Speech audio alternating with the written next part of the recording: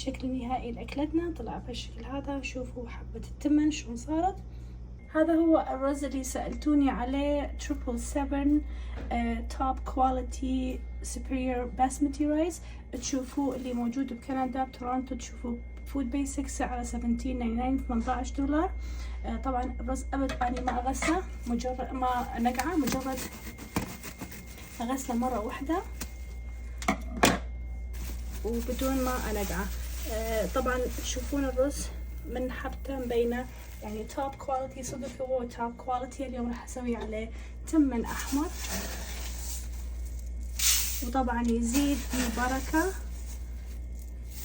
فاني راح اضيف بث كوابة اغسله مرة واحدة.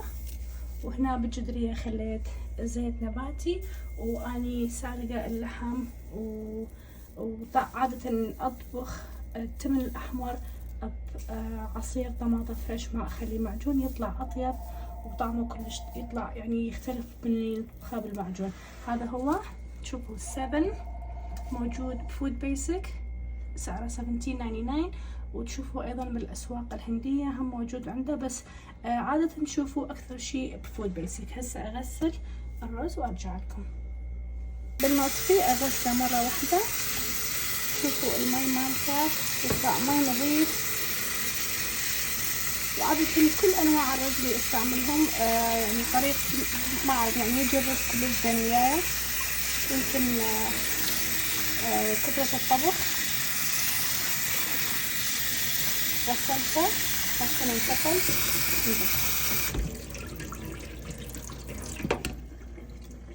نزل الرز شمت قلعه،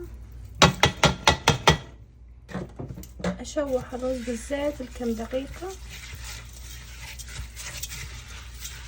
عصرت طماطة وقليتها ويا اللحم.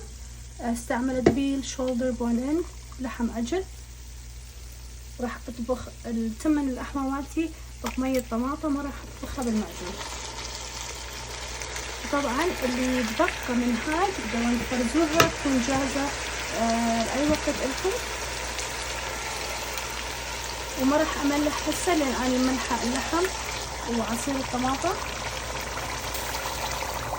هاي كانت اخر تحريكة للرز، ما راح تجي بعد يمه. وطيت النار على وسط واغطي واتركه ينطبخ على مهل، ونرجع لكم ونشوفكم بالشكل النهائي. طبعا اني ما ضفت ملح مثل ما قلت لكم لان كنت مملحه مي اللحم وعصير الطماطم. فانتم شوفوا عادلوا الملوحه. نشوفكم بالشكل النهائي. نطبخ التمن عندنا هسه نقدم اللي بمعون التقديم. طبعا واللي يحب يدلل التمن الاحمر شويه يحرق زبده ويخليه على الوجه يطلع فد شي تحفه. هذا التمن جهز، وهسه نخليه بمعون التقديم. هذا التمن جهز نخليه بمعون التقديم. وألف ألف عافية.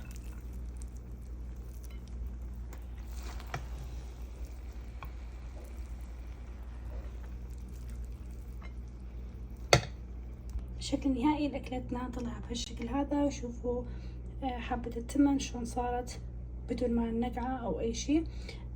طلع يخبل. وعصير الطماطم. أتمنى تكون عجبتكم، ونشوفكم إن شاء الله بوصفة ثانية.